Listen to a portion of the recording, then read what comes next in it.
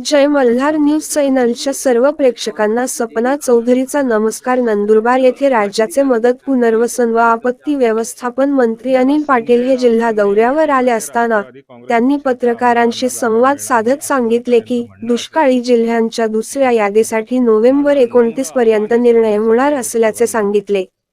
तसेच राज्याचे मदत आणि पुनर्वसन मंत्री नंदुरबार जिल्ह्याच्या दौऱ्यावर असून येत्या 29 नोव्हेंबरपर्यंत राज्यातील दुष्काळी तालुक्यांची दुसरी यादी जाहीर होणार असून त्यासाठी लवकरच बैठक होणार असून सरकार गतिमान पद्धतीने निर्णय घेत दुष्काळी परिस्थितीत शेतकऱ्यांना जास्त मदत देण्याचा प्रयत्न करत असून मागील सरकारच्या काळापेक्षा या सरकारच्या काळात दुष्काळग्रस्त शेतकऱ्यांना लवकरच मदत मिळत आहे।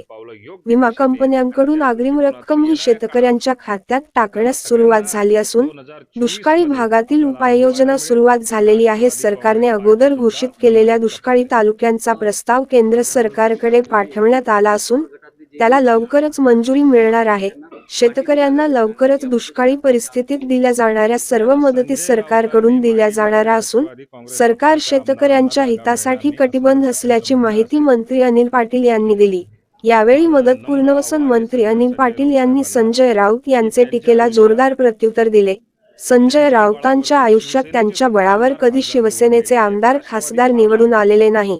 संजय राऊतांच्या जीवावर शिवसेना अवलंबून नाही तर मग राष्ट्रवादी कशी अवलंबून असणार आहे। आम्हाला फेल्युअर म्हणणाऱ्याचे उद्धव ठाकरे हे देखील फेल्युअर मुख्यमंत्री राहिलेत। आताचे मुख्यमंत्री सफल मुख्यमंत्री आहेत।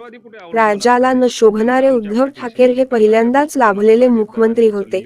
2.5 वर्षाच्या आघाडीमध्ये आपली काय छबी पडली हा सगळ्यात मोठा प्रश्न उपस्थित होत आहे। राज्यातील दुष्काळी परिस्थिती पाहता विमा कंपन्यांना काही डाटा अपडेट करण्यास अडचणी येत आहेत।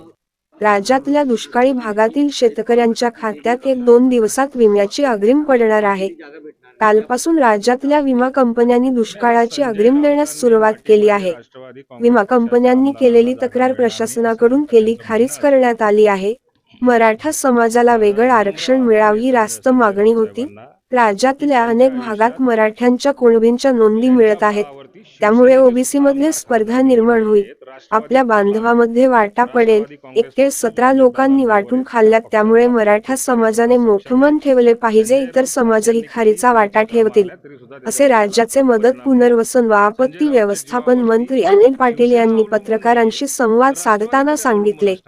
सपना चौधरी, जय मल्हार न्यूज, नंदुरबार।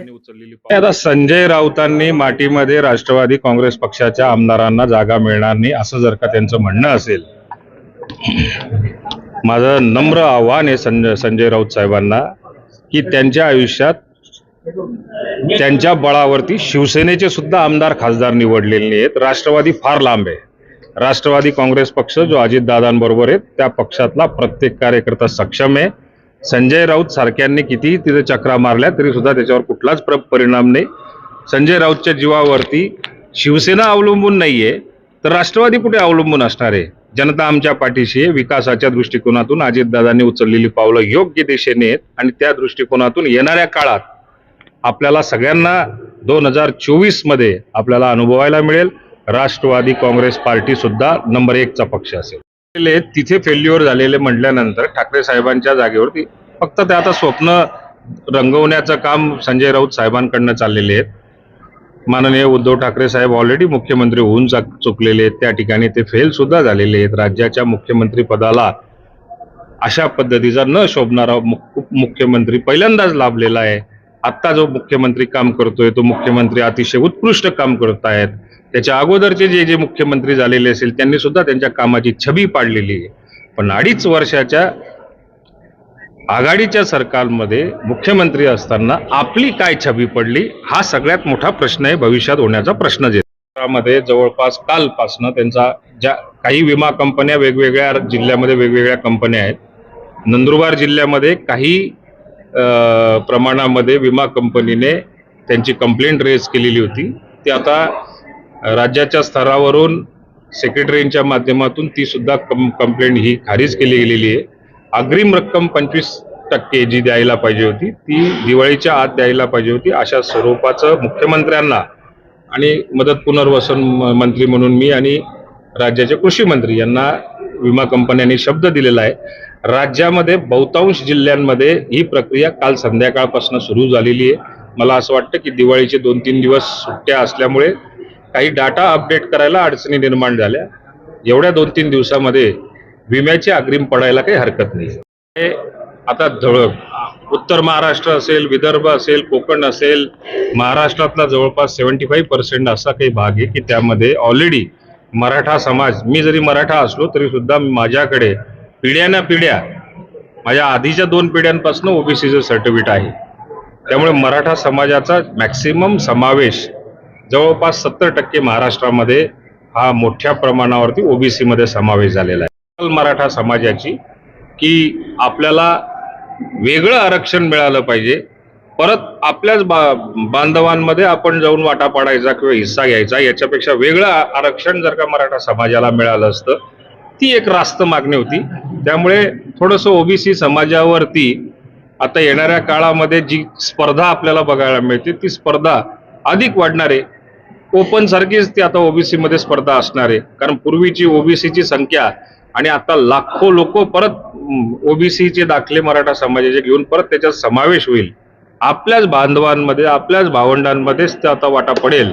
त्यामुळे थोडंसं नाराजगी असेल, परंतु आता एक तिळी सुद्धा 17 लोकांनी वाटून खाल्ली पाहिजे. त्यामुळे मराठा समाजाने तेवढं मोठं मन ठेवलं पाहिजे. मराठा समाजाबरोबर इतर समाजाने त्याच्यामध्ये आपला काही ना काही वाटा जो असेल, खारीचा असेल, तो खारीचा वाटा इतर समाजही ठेवतील असा आत्मविश्वास. मुख्यमंत्रीसाठी नंबर 1चा पक्ष असला तरी सुद्धा 145 आमदार हे लागतात. ज्या दिवशी 145 आमदार राष्ट्रवादीचे होतील त्या दिवशी काही कोणाला विचारायला जायची गरज नाहीये. 45 आमदार राहतील, याच्यामध्ये फरक आहे. होतोय मदत हा वेगळा विषय असतो आणि विमा हा वेगळा विषय असतो. दिवाळीच्या अगोदर मदत पुनर्वसन विभागाने फार मोठं पाऊल उचललं. 40 राज्यातल्या 40 तालुक्यांमधल्या 40 राज्यातल्या 40 तालुक्यांना केंद्र सरकारकडे आपण दुष्काळाचा प्रस्ताव पाठवला. त्याला कॅबिनेटची मान्यता मिळाली आणि त्याच्यानंतर 8-10 दिवसानंतरच लगेच राज्याला ज्या ज्या ठिकाणी सदृश्य दुष्काळ परिस्थिती अनुभवायला मिळाली त्या ठिकाणी जवळपास राज्यात एकूण 2068 जे सर्कल आहेत त्याच्यापैकी 1021 सर्कलचा सदृश्य दुष्काळ परिस्थितीची नोंद केली, त्याची मान्यता दिली, त्याचा GR सुद्धा निघाला. एवढा स्पीड आतापर्यंत मागच्या सरकारच्या काळामध्ये आपण बघितलेला नसेल. एक सांगतो तुम्हाला की ज्या ज्या ठिकाणी 75% कमी पाऊस झाला असेल, 750 mm पेक्षा ज्या ज्या सर्कलमध्ये कमी पाऊस झाला असेल, अशी जवळपास सगळीच सर्कल राज्याच्या यादीमध्ये मंजुरी प्राप्त झालेली आहे. आम्ही जी सर्कल नव्याने स्थापन झालेली आहे, पण चुकून एखाद्या सर्कलमध्ये आपल्या कॅल्क्युलेशन मध्ये समजा जर का चूक राहिली असेल तरी सुद्धा 23 तारखेपर्यंत राज्यातल्या प्रत्येक कलेक्टरला आम्ही अहवाल पाठवायला सांगितलेला आहे. पण ज्या ठिकाणी नवीन सर्कल निर्माण झालं असेल आणि पर्जन्य मापक जर का त्या ठिकाणी उपलब्ध नसेल तर त्या सर्कलचा समावेश याच्यात झाला नसेल, परंतु 23 तारखेपर्यंत अशी नव्याने सर्कल असणारी पण जुन्या सर्कल प्रमाणे आता जी मंजूर झालेली यादी असेल त्याच्यात जर का ती गावं असतील तर त्या गावांचा समावेश करून येणाऱ्या काळात परत राज्याकडे तो प्रस्ताव येईल. आणि मला असं वाटतं की पुढल्या 29 तारखेच्या आसपास आम्ही ती मीटिंग लावण्याची शक्यता असेल.